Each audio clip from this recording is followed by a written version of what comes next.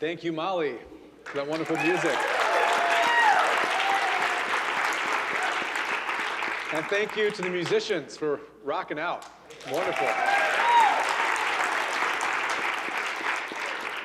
Thank you, Reverend Bob and Reverend Jan, for hosting, and thank you all for having me back. Our book is unwritten. Life lies before us. We get to decide how we write that book, individually, collectively, as a congregation, as a New Thought movement. New Thought, next chapter. What's the next chapter for us in your life, the life of this church, the life of unity worldwide? I'd like to start a little differently. I hope this is okay. I'd like to start with a survey. And to participate in the survey, you can raise your hand if you agree with the following statements. And if you don't agree, you can keep your hand down. First statement. Adversity contains within it the seed for equal or greater opportunity. Agree or disagree? Adversity contains within it the seed for equal or greater opportunity. Okay. Number 2. Life is not happening to you. Life is happening for you. Everything is happening for a reason. Agree or disagree? Okay?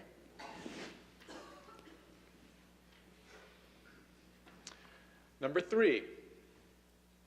All perceived problems are an opportunity for potential spiritual growth. Agree or disagree? Okay?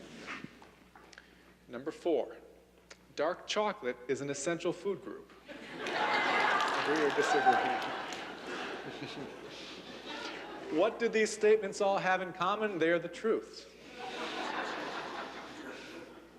And so we practice truth together here. We are a spiritual community that comes together to practice truth principles, authentic spirituality, authentic spiritual growth. We come together to look within for intrapersonal awareness and growth and interpersonal connection.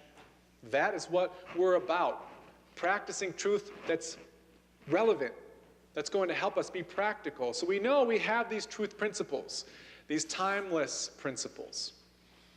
And essentially over the next 20 minutes, I'd like to tease out what's true and has stayed the same, and what's different about our lives now in 2014. What's the same and what's different? So we can begin to write this next chapter. All problems are opportunities of growth. Now, I don't know about you, but that's a really good idea to me unless something is happening that is difficult or challenging. Then the good idea becomes all challenges are opportunities for my circumstances or people to change to make me happy. No, that's not how that works. Darn. How many of you can relate to what I'm talking about, though? That you're in church, that's a good idea, but then you get into your life and something happens and you think, I don't know how this is an opportunity. Well, it was 2008 in Boulder, Colorado, and the sun was baking down on the red sandstone bricks at the Boulder Valley Public Library. And I was coming in and I was sweating. Not because of the heat, but because I was 15 minutes late to meet my soon-to-be ex-wife to drop off my kids. She hated it when I was late. Now, my wife's here. She likes it when I talk about my ex-wife.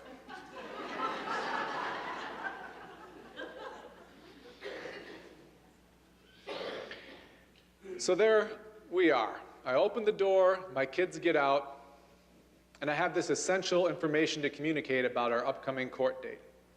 Say, hey, I need to get this information from you to complete this process for this court date, and I get met with the silent treatment.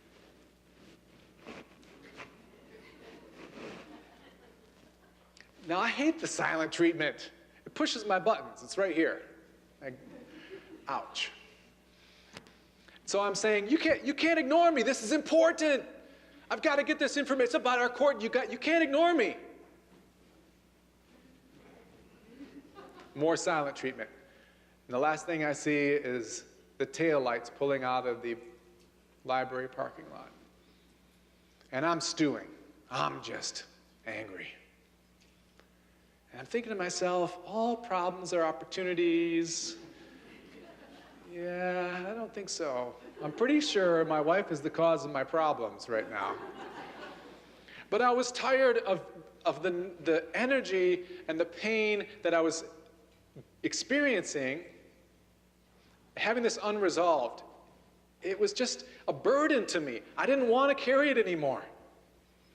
So I thought, I'm gonna try to use these tools that I've studied for years. And the first step was I just got clear on what I was experiencing. My fists were clenched. There was a knot in my stomach. My mind was racing. Couldn't stop thinking about the situation. I said, well, what kind of meaning am I making out of this? And I got clear that what it meant to me was I wasn't worth the time. And I got clear that I'd been pushing down a lot of pain, a lot of hurt, a lot of sadness. A dream that was broken, a dream of marriage, unresolved hurt and pain, maybe from my childhood or a past life or karma or family. I don't know where it came from, but it was down there. So I just let the pain come. I stopped trying to push it down. I stopped using all that energy to avoid it and just felt what was going on. And the snot was coming down and the tears just falling down the face and just messing all over the place. But about 5 minutes later, the storm passed. I put one hand on my heart, one hand on my belly, and just said, I forgive myself for trying to protect myself in this way. Then I opened up to Spirit. I admit that of myself, I'm powerless to control my ego. I need help. I'm willing to be changed at depth. And then I looked at my part. How was I contributing to this? Well, I was late. I was 15 minutes late. I was tying into this cycle of conflict. And then something miraculous happened when I let go, when I released my conflict inside. I got a message on my phone. My soon-to-be ex-wife. Hello, Seth. I just want to apologize for ignoring you. That wasn't right. Oh my God! Miracle! And that began an opening that led to a domino effect of healing and reconciliation with my ex-wife. All obstacles are opportunities, and if this is true, if we take this as truth, some things are staying the same. What's different about applying truth in 2014? In this next chapter. I'm teasing something out here that I haven't completely understood for myself, so I hope we can work together. It seems to me in my coaching, working with business owners and speaking around the country, that 92% of the people I communicate with feel chronically overwhelmed. Some sense of stress, anxiety, or overwhelm on a regular basis. Just nod if you can relate to what I'm talking about. And so I'm trying to figure out, what is this overwhelm? What is this about? What is this experience that people are having? And it's really the mental and psychological demands of modern cultural life. And as best I can figure, I've teased out a few aspects. One is information saturation. We're inundated with information and media and marketing and ideas and Facebook and Twitter and LinkedIn and YouTube and Netflix. So we're processing more information, just pure information saturation. The second piece that we're dealing with is what I call the burden of purpose. My grandfather was born on the Volga River right on the border of Russia and Ukraine. And his world was going to be like his father's world, which was like his father's world. Farm, make wagon wheels, build cabinets. That was life. You got married, you were a Baptist, and that was how things were. There's no choice. You didn't get to write it. It wasn't a chapter that was unwritten. It was decided for you. Today, in our world, in the culture that we live in, we get to decide. We get to decide what religion we want to participate in, what kind of spirituality. We get to create purpose in our work. We get to have creative expression. We have an obligation to make sure that our relationships are meaningful and connected and honest and open. These are new things. This is a new experience for humanity, and the freedom's great, but we've never had, in the history of humanity, this level of freedom to choose purpose in our lives. Now we have much more to be responsible for in our psychology and in our mind. And this leads right into number 3, choice fatigue. Choosing. We're always choosing. We get to choose all these areas of our life. Plus, we go to the store to buy mustard. You just want to buy mustard. It's a long day. You've been the kids and work, and you sense of, I got to figure out my life purpose, and I got to wake up spiritually, and I've got to have a loving relationship now too, and got to treat my kids with patience and raise them with the latest parenting book. I'm thinking about all these things, and now I got to choose mustard. And there's mustard with white vinegar, there's gluten-free mustard, there's mustard with apple cider vinegar, there's organic mustard, there's all-natural mustard, there's mustard in a jar, mustard in a bottle, mustard in an inverse bottle, there's organic version of all of these. European, Dijon, stone ground. I still have to pick up deodorant. And I can't make it. Someone just pick the deodorant for me, please.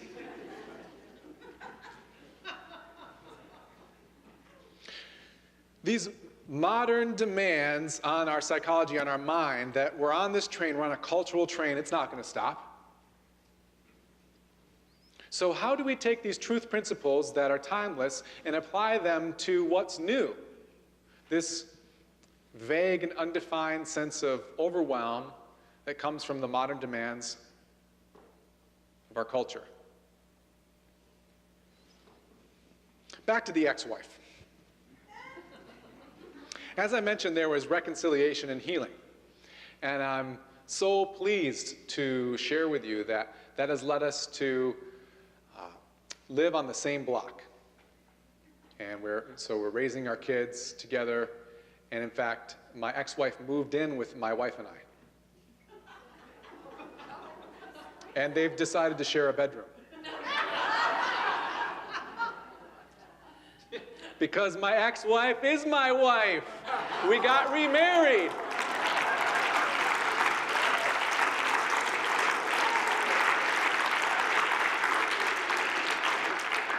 You can call her Saint Anna Victoria if you meet her. This is my wife here in the front row.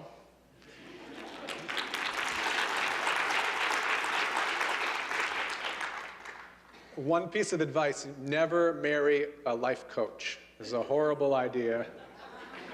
I'm trying to fix everything all the time. It's just it's humorous, but it's also very real. We have a completely unpredictable miracle, a real miracle. Like, this was not possible. People say, oh, you must have had a friendly divorce.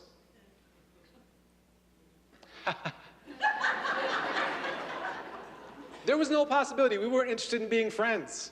We had nothing to do with one another. And then somehow, through the grace of God, through the supportive community, we have a loving, honest, open relationship in which we're supporting each other's dreams and values of creativity, health, spiritual growth. Now we have the opportunity to look at how these modern demands of our culture can be a gateway. And I assert that the gateway for us that this congregation, that you, that Unity Worldwide has, is the opportunity to be a relevant spiritual community that is having the conversations like this conversation here that are meaningful, that make a difference in your life. And that we have the opportunity to locally and globally become leaders in the spiritual development and spiritual growth for the planet. In closing, there are a couple thoughts I'd like to share with you about how we can navigate this sense of chronic overwhelm, these demands of modern cultural context. And that is gratitude and wonder. And first, we can get that by coming to the service and singing and praying and having fellowship and connecting and getting filled in the Spirit. Being viscerally connected through the songs, through the voice, through the music, and being with one another. And having that practice, having that good feeling continue throughout the week by making sure that you take time every day to cultivate gratitude and wonder. I take time every day to cultivate gratitude and wonder. Gratitude for this precious human birth. I'm alive. I get to have a body. This is amazing. I get to see. I get to hear. I get to touch and taste and smell. I get to feel. Even when it's painful, I'm alive. Even when it's painful and difficult, I get to be here on this planet. And wonder, I'm on this planet. I'm right here.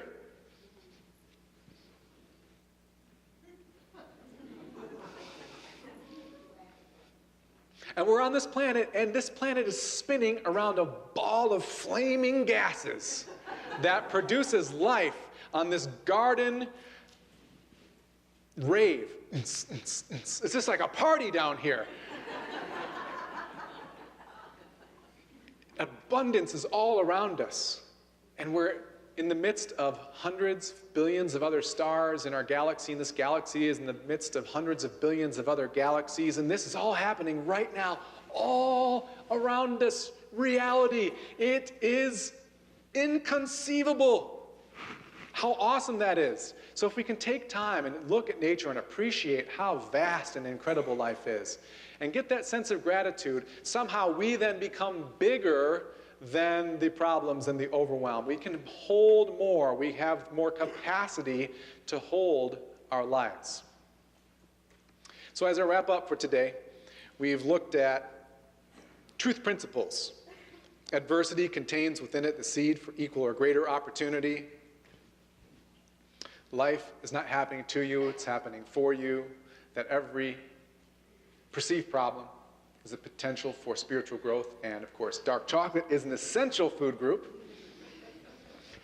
You've heard a little bit about how I've learned a couple things by embracing these truth principles and having a genuine miracle in my life, remarrying my wife.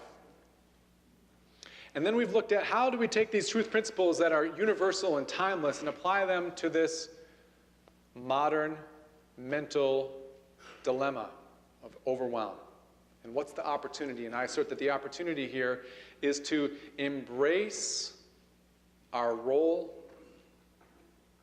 as local and global leaders in relevant spirituality, to practice gratitude and wonder, and to join together in fellowship, and to sing and to pray and to praise, and have that visceral sense of connection. Thank you.